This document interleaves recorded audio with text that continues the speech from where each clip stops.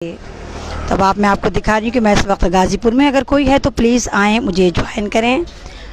भारतीय किसान हैं सत्ता के तलबगार नहीं, भारतीय किसान हैं सत्ता के तलबगार नहीं, हाथों में इनके हल था कोई तलवार नहीं, हाथों में इनके हल था कोई तलवार नहीं।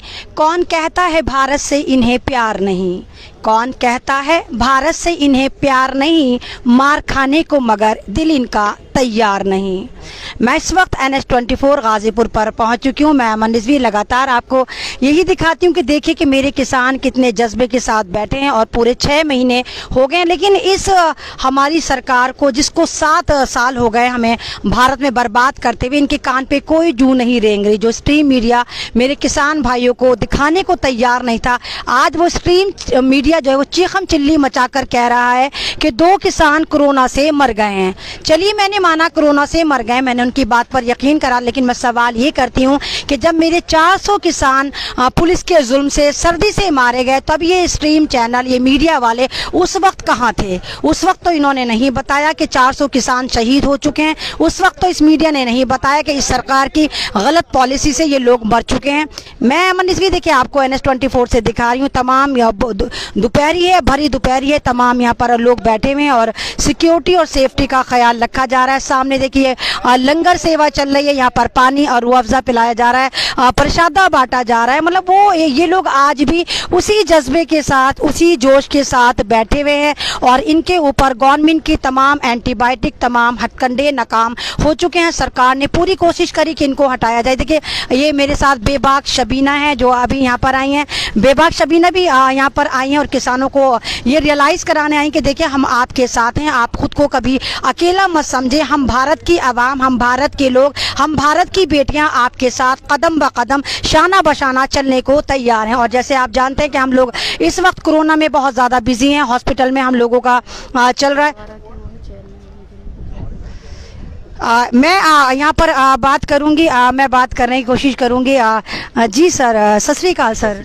सत श्री अकाल जी सर, आप कुछ कहना चाहेंगे इस किसान मूवमेंट को लेकर? देखिए, मैं तो अभी सिर्फ इतना ही कहना चाहूँगा कि लगभग आज 6 महीने हो चुके हैं और सरकारों के कान पे जू नहीं रेंग रही और 6 महीने से कैसे किसान अपना घर बार छोड़ के यहाँ बैठे हैं। ये जो किसान, जो देश का अन्नदाता है, आज अपना घर बार छोड़ के यहाँ बैठा है। किसानों के बारे में सरकार को भी सोचना चाहिए। लगभग अपने देश के अंदर 60 से 70 करोड़ किसान हैं और अगर उनके बात मानने के लिए, काला कानून वापस लेने के लिए सरकार को अगर 1-2 फुट बैक भी आना पड़ता है तो मैं समझता हूँ इसमें कोई हर्ज नहीं है, क्योंकि ये अपना एक परिवार है। परिवार के लिए अगर देश का प्रधानमंत्री परिवार के बारे में नहीं सोचेगा तो कौन सोचेगा? तो मैं समझता हूँ कि सरकारों को इनके ऊपर जरूर ध्यान देना चाहिए और ताकि ये भी जो यहाँ किसान बॉर्डरों पे बैठे हुए हैं ये भी अपने घरों में जा सकें। सर आपका नाम क्या है? भूपिंदर सिंह बुल्लर। अच्छा, तो मतलब आप यहीं से हैं? दिल्ली कमेटी के मेंबर है। अच्छा, और सर आपका नाम? बलजीत सिंह। आप भी गुरुद्वारा कमेटी से हैं? नहीं, ये हमारे प्रधान जी है, गुरुद्वारा कमेटी से हैं, दिल्ली से कमेटी से। हाँ, हम सेवादार हैं। सर मैं आपसे पूछना चाहूँगी कि आप मतलब कहाँ से हैं? मेरा नाम भूपिंदर सिंह बुल्लर है। मैं executive member Delhi Sikh Gurdwara management committee, chairman Bangla Sahib Gurdwara. तो आप यहाँ पर लंगर सेवा प्रोवाइड कर रहे हैं भैया क्या? ये जिस दिन से यहाँ पर गाजीपुर में किसानों का आंदोलन शुरू है, उस दिन से ही दिल्ली सिख गुरुद्वारा मैनेजमेंट कमेटी की तरफ से यहाँ पर लंगर की व्यवस्था की गई थी। हम उसी दिन से यहाँ पर हैं। और जो महारानी बाग में बाला साहब में चल रहा है, गुरुद्वारे में एक डायलिसिस का चल रहा है, मैं वहाँ भी पहुँची थी। जब वहाँ पर पहला डायलिसिस हुआ था मैंने रिपोर्टिंग करी थी वहाँ जाकर, मैंने मीडिया से नहीं हूँ, तो वहाँ भी आपका योगदान है?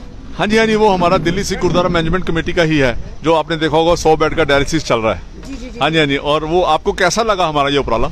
बहुत ज़बरदस्त लगा, क्योंकि मैं भी एक आम नागरिक हूँ, मैं भी कोई वो नहीं हूँ, मैं भी गई थी और मैंने लोगों को दिखाया था कि देखो कि जिनको तुम आलिस्तानी, खालिस्तानी, पाकिस्तानी कहते हो, ये लोग तुम्हें फ्री में दे रहे हैं।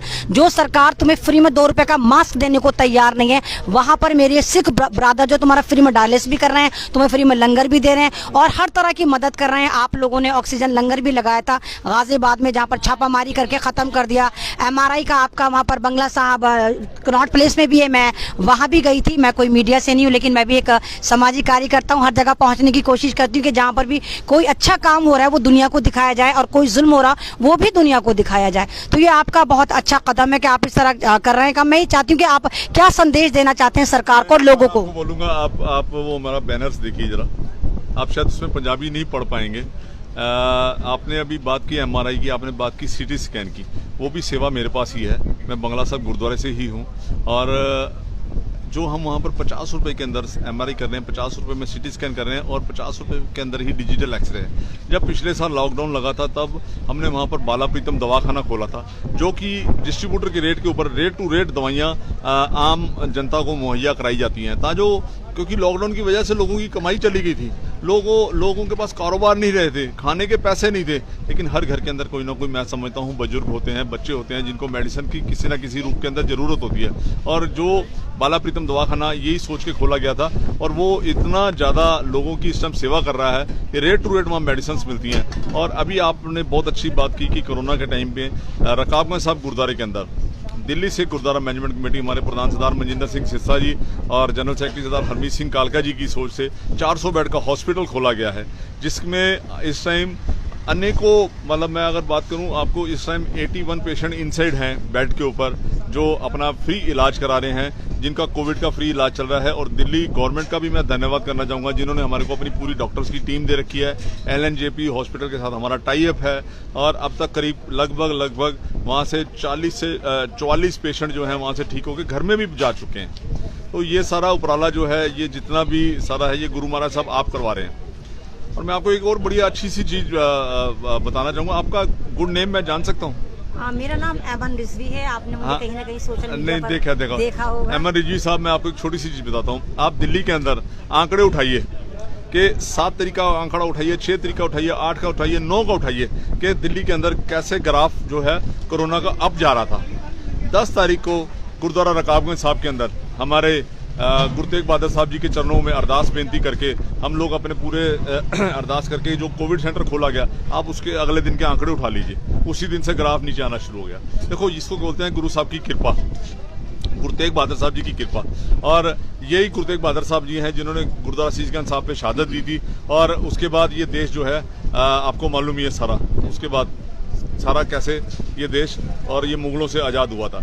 आज मैं बड़ी सिंपल सी बात करता हूँ कि दिल्ली से गुरुद्वारा मैनेजमेंट कमेटी जब भी इस देश में जहां पर भी जरूरत पड़ी है, चाहे कहीं पर कोई आपदा आई है, चाहे वो उत्तराखंड में आपदा आई थी, उस टाइम भी दिल्ली से गुरुद्वारा मैनेजमेंट कमेटी साथ थी, या अपना आपका जो बेंगलोर के अंदर आपदा आई थी तब भी दिल्ली से गुरुद्वारा मैनेजमेंट कमेटी आपके ने पूरी मदद की थी।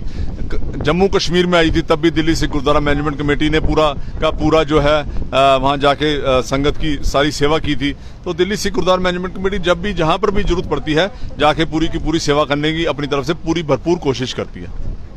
शुक्रिया। ये देखिए, मैं गाजीपुर से आपको दिखा रही थी, और ये देखिए जिन लोगों को बदनाम करा जाता है, जिनको भगवान बनाया जाता है, मोदी जी ने वहीं रेलवे प्लेटफॉर्म का जो टिकट 2 रुपये था वो 40-50 कर दिया, और यहाँ पर MRI का भी और CT स्कैन का भी मात्र 50 रुपये प्राइस रखा है, जिनको ये आलिस्तानी खालिस्तानी कहते हैं। अब मैं आपको ज़बरदस्त चीज़ दिखा रही हूँ कि देखिए भाई, जिनको ये कहा जाता है, ये मम्मियाँ हैं, ये मम्मियाँ देखिए यहाँ पर आ चुकी हैं, ये गाय हैं, और गाँव को भी मतलब ये लोग खाना खिला रहे हैं। जिन लोगों को बदनाम कर रहे हैं, आलिस्तानी कहकर बदनाम कर रहे हैं, ये लोग इन गाय को भी यहाँ पर खिला रहे हैं। यहाँ पर बेचारी गायें भी आ रही हैं, तो इन लंगरों से गायें भी फैज़याब हो रही हैं। जो लोग एक धर्म की राजनीति कर रहे हैं, तीर त्रिशूल तलवार मंदिर मस्जिद गाय गोबर पर राजनीति चल रही है, उन लोगों के मुंह पर जबरदस्त जन्नाटेदार तमाचा है कि देखिए इनके लंगर में यहाँ पर गायें भी आकर खाकर जा रही हैं। ये लोग को इनको भगा नहीं रहे हैं, आराम से यहाँ पर इस तरह खा रही हैं। मैं इस वक्त NH24 गाजीपुर से आपको दिखा रही हूँ। मैं मनीष भी लगातार किसानों की भी आवाज़ बनी हुई है। हम लोग लगातार जमीन पर उतरकर काम करते हैं। हम लगातार ये भी कहते हैं कि हम कोई नेता अभिनेता हम कुछ नहीं है, हम किसी पार्टी से नहीं, हम सिंगल डेढ़ पसली, हम अपने बिहाफ पर काम करते हैं। हमारी कोई NGO भी नहीं है, लेकिन हम इंसानियत को बचाना चाहते हैं, हम भारत को बचाना चाहते हैं, हम अन्नदाता को बचाना चाहते हैं, हम रोटी को बचाना चाहते हैं। इसीलिए मैं कहना चाहती हूँ कि तमाम भारत के लोग इन किसानों की सपोर्ट में आ गए हैं। आप इनको सपोर्ट करें, क्योंकि ये रोटी की लड़ाई है, ये सत्ता की लड़ाई, ये कुर्सी की लड़ाई नहीं है, भारत में रोटी की लड़ाई है। और ये रोटी बचाने के लिए आपके लिए अपने घर बार छोड़कर, अपनी फैमिली छोड़कर, अपना कारोबार खेती बाड़ी छोड़कर ये 6 महीने से दिल्ली की सरहदों पर पड़े हुए हैं। तो आप तमाम लोगों को इनकी सपोर्ट करनी चाहिए। आप लोगों को पूछना चाहिए सरकार से कि वो ऐसी कौन सी मुसीबत है कि आप 3 काले कानून वापस लेने को तैयार नहीं है। आप घड़ियालू आंसू बहाने आ जाते हैं। स्ट्रीम मीडिया 2 लोगों को दिखा रहा है कि मर गए हैं। तो ये तमाम चीजें आपको ध्यान में रखनी चाहिए कि ये किसान, ये भारत के किसान हैं, इनकी सुनवाई होनी चाहिए, ये बिल वापस जाने चाहिए। और भारत जो एक तरह से वैसे ही और लेडीज पैंडेमिक में बर्बाद हो रहा है, बेरोजगारी में बर्बाद हो रहा है, तो इन किसानों की वजह से जो एक नुकसान हो रहा है, ये खेती नहीं हो पा रही, तो सरकार को सोचना चाहिए, सरकार को आगे आना चाहिए। जो वार्तालाप बंद हो चुकी है उसको शुरू करना चाहिए और इन किसानों की बात को सुनकर इन 3 काले कानून को वापस लेना चाहिए।